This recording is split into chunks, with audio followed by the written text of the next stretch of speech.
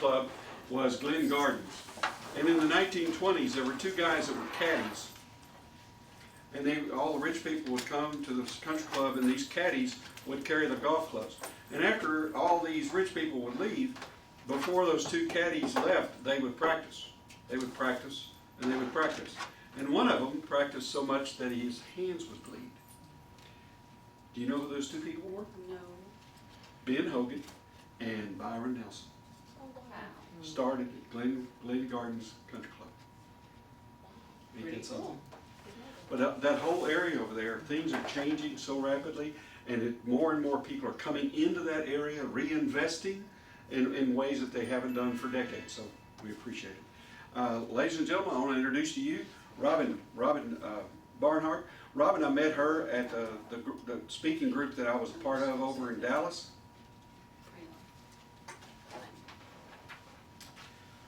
And every time I speak with Robin, she is always personable, she's always fun to be with, and she also is not only a great mom, she's a great grandmom, and she is committed to family, and she makes, even though she lives up north, she really has identified with Fort Worth over Dallas, and we like that. Plus, you know, she has more hair than I do. Ladies and gentlemen, Robin Barnhart.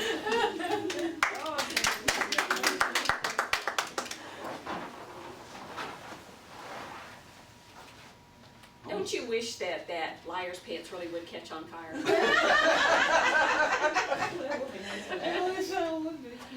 You know, when people learn what I do, they often think that I'm an automatic lie detector. I have had people come up and they start, okay, tell me what I'm thinking. Or that I'm a mind reader. And so I usually let them squirm for a few minutes, and then I tell them, no, I really can't read your mind. But what being able to read or understand what the body language or the expressions are saying is that you tell the truth about what someone is feeling about what you're saying. And I hope you catch the distinction there, because it's very important. Someone, you know, as businesses, when we're talking with people or you're trying to understand someone in a relationship, they have something going on in their mind that may be completely different about than what you're talking about. They may be having a response, and yet their words are saying one thing, and yet their body is saying something else. If you don't recognize that, it can completely change the outcome or change the choice of questions that you have when you're talking to them. I don't have this here today, and I'm going to kind of go through, there's some pictures on here I think that will be good, so I'll turn it around just as is necessary. What I want you to do first is that people often hear me, and of course in 20 minutes I can't even begin to scratch the surface, but I want you to promise me by applause that when you leave here you're not going to say, oh yeah, I'm a lie detector. And then that you can go to your family member and go, you're lying to me, because there's so much more. So I want you to even set that aside. So will you agree with me by applause?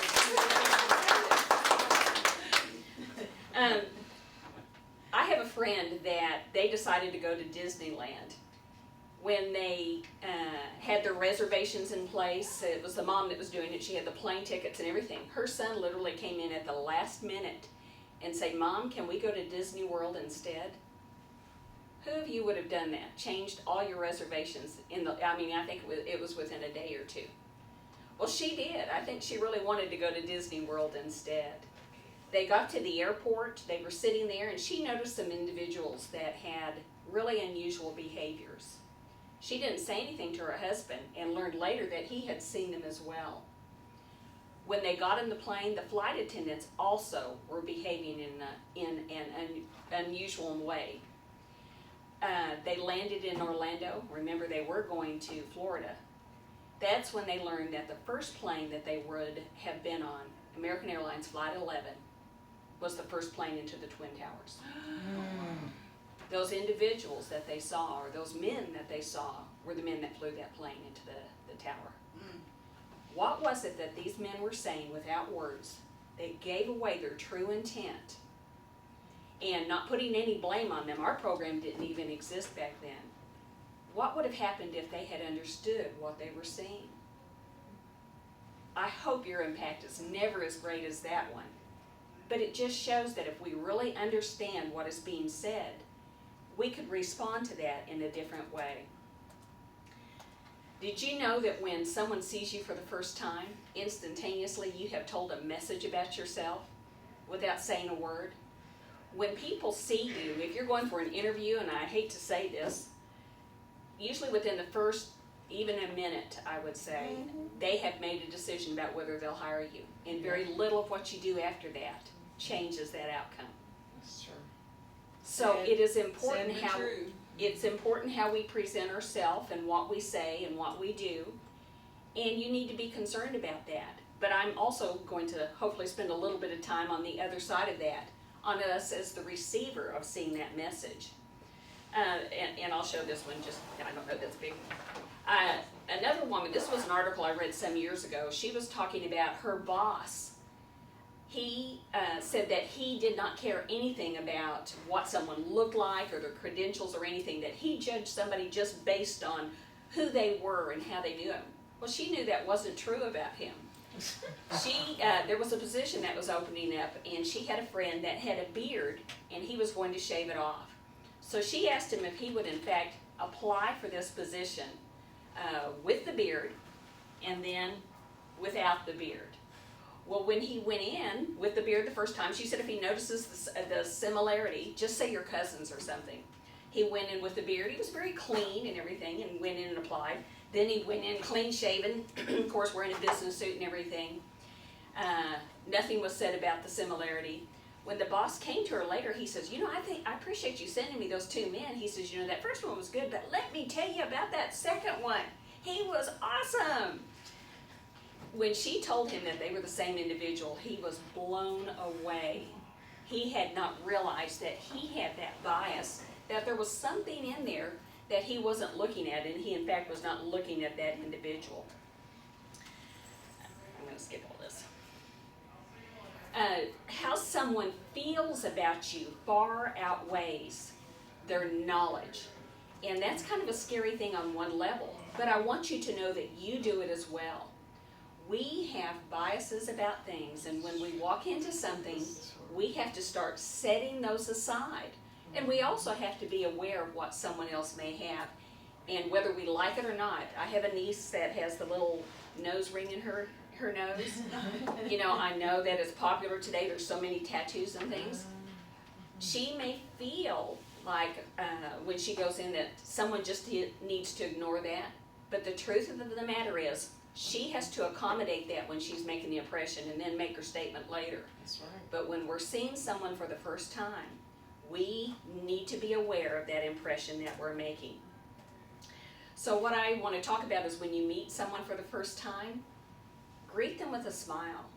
And that goes from the minute you walk in into if it's a business or if you're speaking, whether it's the receptionist outside, the parking attendant, you never know who in there has an impact on the person that you really are trying to impress.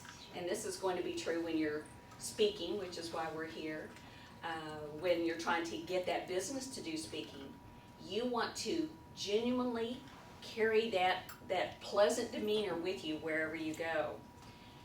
Eye contact is kind of a scary thing. People aren't quite sure what to do with that eye contact. We know we're supposed to maintain it, but we don't want to be freaky. I don't want to just get there and stare at you and not break away. So how do we do that? Well, good eye contact is about 2 to 3 seconds with with a look. And it's not looking away and wandering around. But if I'm looking at Forrest and talking, I may glance down at his shoulder for a second and look back at him. I hear people talk about looking between I don't, I look right in the eyes. In a normal conversation, people are going to break eye contact. But if you start looking off in another direction, and even myself, you know, you're thinking about something and you're recalling, you kind of look up, I'll have the person look over their shoulder, what are they looking at? When you're in a meeting that's important and you're trying to make that impression, you want to keep good eye contact. And again, you can look down at the shoulder, look at their nose, look at their chin or something, and then just glance right back for a period of time. There's going to be a comfort, and after a while you won't have to think about it. That rhythm will be established. Now, handshakes. We have just a perfect number. And y'all haven't ever seen this, so this is gonna be good. Listen to everything first. I want you to stand up when I tell you to and shake hands. And you can do it with the person that's right next to you. When you're shaking hand, when I tell you to do that, shake hands. Don't change anything, don't alter it because you think I'm gonna talk about it. And then I'm gonna say freeze. And then don't move it. When I freeze, look down and say, well, that's not quite right. And stop right there. So are you ready to do that? Mm-hmm. All right, stand up. I know. It's better with someone who don't know. Okay. It's better with someone you don't know? Well, that's okay. We can shake his. Okay, if you want to choose them, that's fine. You want to go over there? Oh, yeah. Yeah.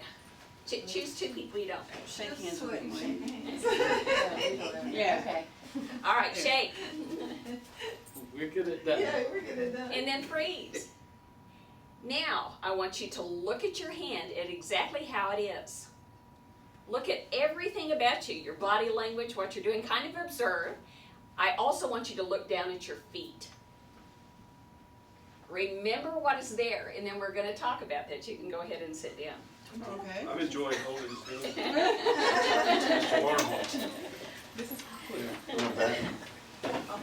Wow. I don't know how well you can see this, but hopefully with you, and Forrest, will you let me use you for a second? Sure. Hopefully in that shake, your hands are on a vertical level. Uh-huh. When you're shaking that is putting you on equal ground. Now, you also want to make sure that you've got that you're in the thumbs, that you're meeting right there. And that it's not overpowering. Now, some men have a tendency to do the real, and I've had that happen. But ladies, if any of you did this, no one likes this handshake. I hate that. No one likes it. If you happen to be germ conscious, keep a little wet one in your pocket or something and wipe your hands later, but you get over it for that handshake because that is going to make an impression. And remember, people are going to respond how they feel about you. Even if intellectually they like you, that handshake could have put them off. Now, if someone, in your fine sitting, if someone comes up and they offers their hand in an open position, there's two things about that. It could be kind of a submissive, here, do it over here so we can see on the other side. I've given that. That's kind of putting myself in a submissive position, but especially if I'm the CEO of the company and somebody does that, that's a very genuine, open gesture, and that's a nice thing. Now, if I come in and I'm shaking Clive's hand and I go, how you doing, Clive? You doing okay? And I have put myself in that dominant position, that is also telling something about me. Now, again, if I'm the CEO and he's coming in for an interview for me, he may not want to do anything about that. But let's say he's the CEO or that we're just equal. Clive, take your other hand and put it right on top of mine. You doing okay today? That's a way of putting yourself on equal ground. If somebody has come in and they've taken over, just take you doing okay? That's very warm, but it also takes away that dominance that they feel from you. That's just a little trick, just in case. But be careful. Be careful where you use that because you may not want to you may not want to put yourself in that position if it's someone that you're trying to get something from. In Muslim countries, you don't use your left hand. Well, and I'm glad you said in Muslim countries right now. We're talking in the United States. That's a whole nother conversation. I know my time's running out, but you in the United States, these principles apply. I told you to look at your feet, and I'm going to put that one down there real quick. Feet are a wonderful thing to watch when you're looking at people. When you're engaged with someone, you want your feet to be facing them, and you can see the top one there, of course, is fully engaged with that person. You look at people's feet, and I know it's kind of hard, drop your purse or something, or pen, and look underneath, but feet tell who people think is the power person. Now, I don't know, but I would assume most of your feet are either just comfortably pointing out or they're coming toward me because I'm the one that's speaking and you're listening right now. But look at a table at a business meeting when you may have the boss up here and he's speaking. If it's not their feet, their torso may in fact be turned towards someone else that they think is the real authority figure in there. Feet are also a great way to see when somebody is ready to end a conversation. And that's what these other pictures show. I have a young man, in fact, he was from NSA, and it was the first meeting he was there. Often they have lunches afterwards, and he was wanting to go to that, and I was sitting there and visiting with him, and he was gracious and talking with me. Both of his feet were facing toward me as mine were toward him. About halfway through, and again, I know you can't reach it, his one foot kind of turned out. It was pointing right the direction he wanted to go. Now, I knew that meant that he was getting ready to leave, and he's just being polite. Well, I couldn't resist. I just kept talking. Both of those feet are turning that way. He has checked out, and his body is just staying only out of courtesy at that point. But so I did let him go. I quit torturing him. But pay attention. That tells you if you're in a business meeting or something and you see somebody's feet beginning to wander or turn away from you, that is a time that you might want to be the one at that point to say, well, you know, I appreciate your time today, and ending that in a good manner. Also check your own feet. Sometimes you're finding that your feet aren't facing them, and they don't even know it, but they can tell that you're not fully engaged there. How much time do I have? 5 minutes? Yeah, you do. 5.5. We'll do 5 minutes. Okay. In conversation, listening looks easy, but it's not that simple. Every head is a world. I talked about that a little bit earlier. We have to acknowledge, this is the other side, this is when you're listening to them. We have to acknowledge that people have things going on in their mind, and if you really want to hear what they're saying, you need to be aware of that. You cannot truly listen to anyone else and do anything else at the same time. That was by Scott Peck, The Road Less Traveled. Another story, there was and who feels that way? Who knows that you've been talking to someone and you can just tell their mind isn't there, and you're wanting to go listen to me or hear me. That person that is talking to you feels that same way. There was a little girl that her dad came home from work, and he wanted to spend some time with her, so he had her go in there into his office, and he was busy on his computer and walking around, and she's bounding around and trying to tell him a story or something about her day. And she kept saying, Daddy, listen to me. And he'd say, I am listening, honey. Finally, she crawled up in his lap, and she grabbed his face, and she says, Daddy, I want you to listen to me with your eyes. It matters how we listen, and people like eye contact when we're talking with each other. I feel like I'm kind of rushing through this. In fact, I'm going to just leave it at that because I can talk a lot about biases and all kinds of things. It gets so involved, and I don't want to leave you with a fraction of information, so maybe another time. So mostly, when you are talking with someone, fully engage them. I haven't said anything about behaviors, but what I do want you to know is there are micros. A micro expression is 1/5 of a second. Whoa. And if you're not paying attention, in fact, I would say that even me telling you this, you may see it if you're kind of tuning in, but you'll probably still miss it. But that micro will tell the genuine expression of or the feeling that person has. Now, I have a friend I had not seen at work in quite a while. I was traveling all the time, and I was coming back into the airport one night. Of course, I'm tired, and I'm just wanting to go see my sweetie out there. And I saw Joe over at he was standing at the TSA, the checkpoint. And when I saw him, I said, Joe, how are you doing? And I went over there, and he said, Robin, he says, I'm doing great. And he flashed this big smile. But I saw a micro, remember that 1/5 of a second, of sadness or distress, and I won't explain that now, across his brow. Now, did he lie to me? Who thinks he lied to me? Well, he may not have even realized how sad he was about whatever it was that was happening, but he was probably just trying to be polite. Just trying to be polite? Anybody else? I think he was just he wanted to tell you he was okay, but in his heart he really wanted to say, I'm not okay. Something's wrong.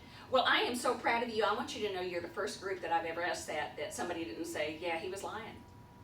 Because what did we agree to at front with that applause? That we wouldn't go away and assume people were lying. Remember, every head is a world. They have their own world going on there. When I saw that micro, I stopped. Remember, I wanted to go out. I stopped and I said, Joe, I said, you tell me how you're really doing. His whole countenance changed. His arms relaxed, and he said, you know, my dad is really sick. By being able to see that one expression, I was able to ask a question I wouldn't normally have asked. That's what I want you to take away from here. is that when you see something that doesn't fit, even if you don't understand it, you just know that didn't fit what was being talked about. That's not an area to start saying, tell me the truth. That's an area to ask another question. Right, right. So, any questions for me? I have a Yes. question. So one of the things that we talk about with the horses is body language and sort of a stop position, and handshake is sort of one of them. You expect someone to stop, but we also talk about that sort of straight on really is kind of confrontational. So that when we're talking to somebody to get into a relationship, you're walking next to the horse as opposed to in front of them, and so that to be in more of that relationship thing, that you're not really necessarily standing straight on like this. You've got maybe your feet shifted to the side, or your shoulders or your hips are twisted. So how does that go and relate to the feet thing that you were talking about? Well, if I'm understanding, you're saying that you actually say that humans should be doing that?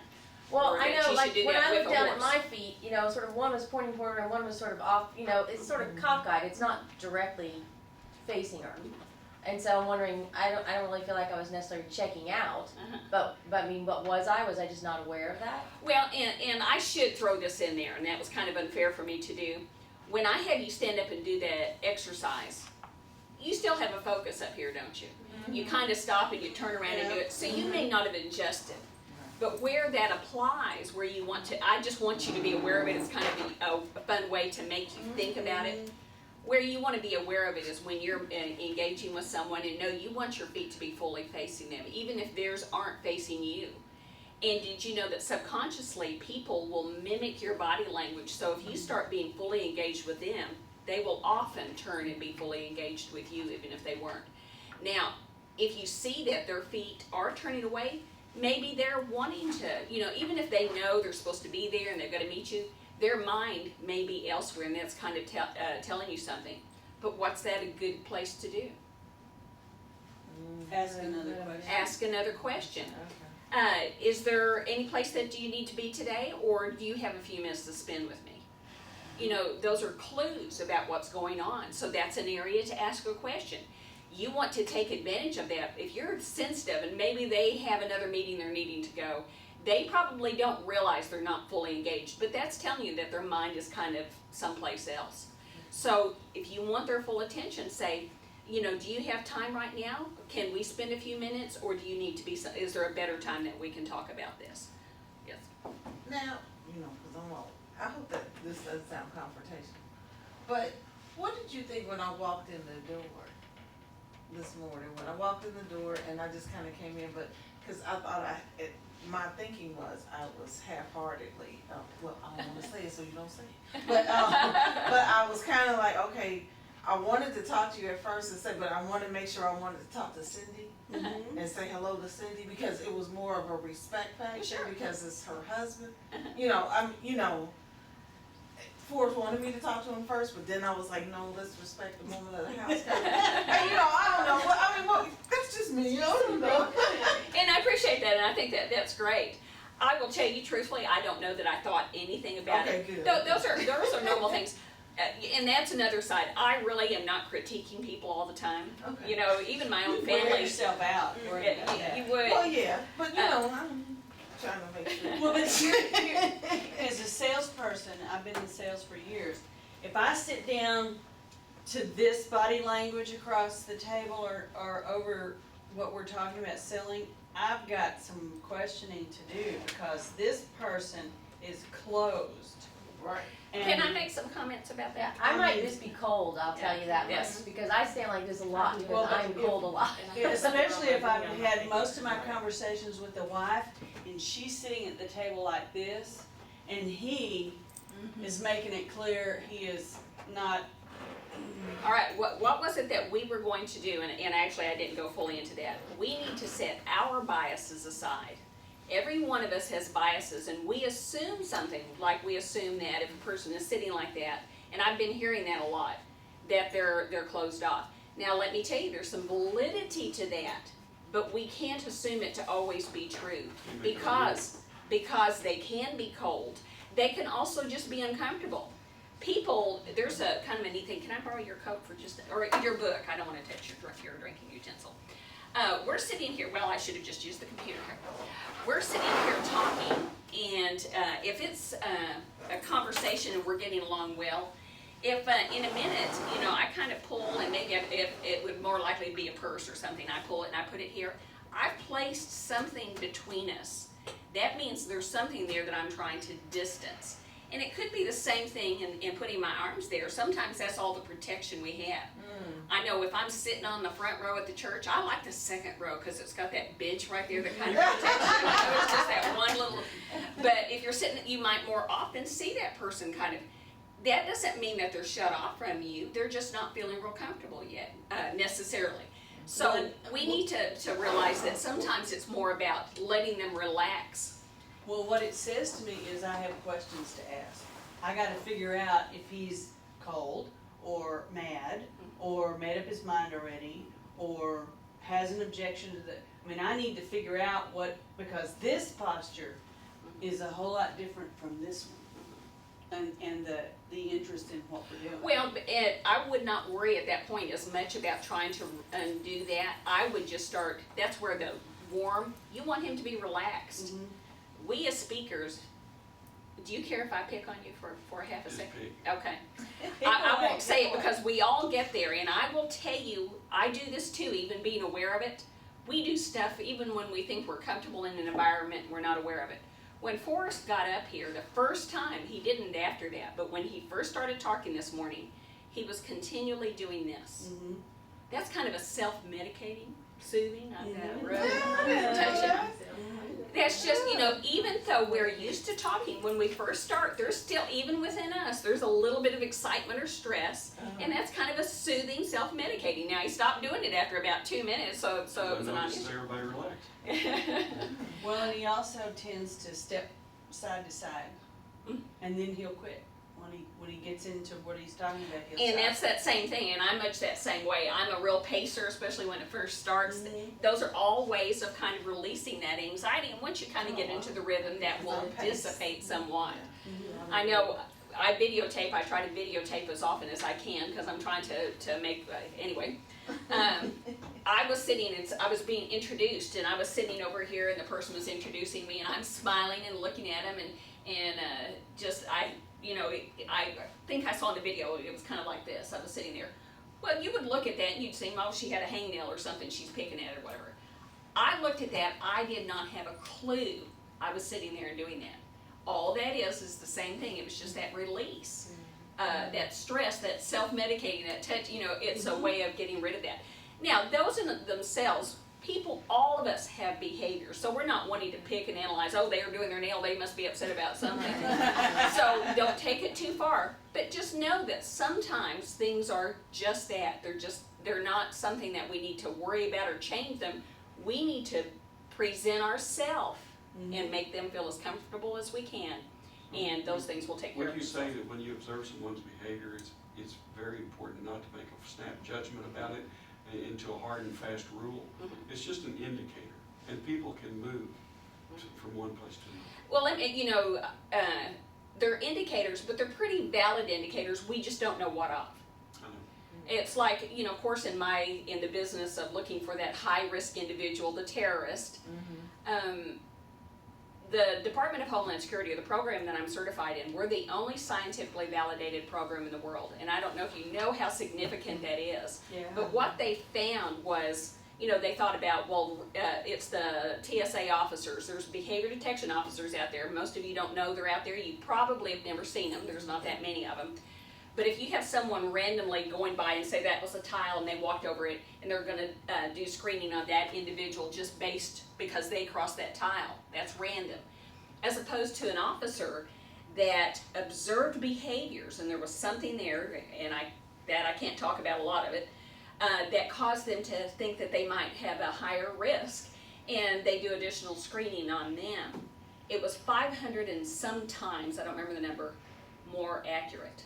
That's not percent, that's times more accurate. Wow. It is a phenomenal science, and we know that these behaviors matter, but we have to take, it was accurate, but that doesn't mean that everyone they found was a terrorist. But they had a valid, they may have been grieving because they're going to a funeral. They may have been upset because they had a flat tire. I mean, but you find a reason. There's a reason for their behavior to be that way. And so you want to find out what that is. So I have a stupid, that series, Lie to Criminal Me. Minds, Lie to Oh, I Me. thought was Criminal that, Minds. is any of that valid or was that all just made up? And I'm glad you asked that. Lie to Me, the character's name was Dr. Cal Leichman. Felt like. He is based on Dr. Paul Ekman, who is the Wow. real scientist. In fact, a lot of the picture they showed from Papua New Guinea in the beginning, Yeah, if you all remember, it those- was actually some of his original material. He was the subject matter expert on that show. First time they've ever had only one subject matter expert. He was probably the father of our program, and not of all of it, but certainly in the Wow, microfacials. so I it's- love that show. There- it But really was. now, with that said, that's 1 hour of drama. Yeah. Right, never works in an hour, It does, you know? well, and That- also, you're not gonna just, oh, yeah, they're lying, they're the killer. Elementary is that, with the new Sherlock Holmes deal, like, he catches a lot of micro expressions in, as his observations, and he just wants to know what it means. Yes. We have to vacate the room. Thank you very Thank much. you, Forrest. Appreciate Oh it. my goodness, we are late. Oh, wow. Give her a hand, please. I will be sending you a letter through the Meetup site about what we're going to be doing, and I invite you to let other people know what we're doing. Let other people know that this isn't going to stay static. It's going to broaden. It's going to widen out, and we're going to have some fun too. So, thank you very much for participating. Thank you, Caleb. Thank you, Robin. Appreciate both of you.